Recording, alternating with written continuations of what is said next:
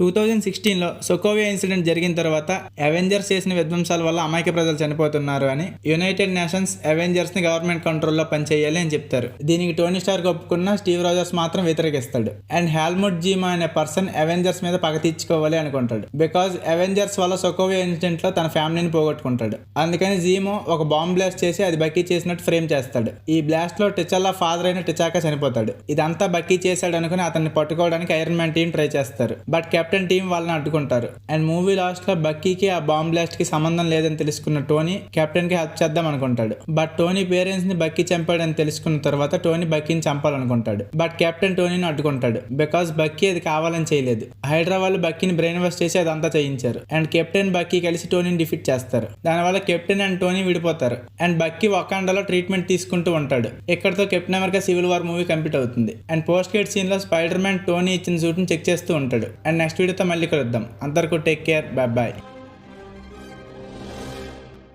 Spider Man మళ్ళీ వస్తాడు.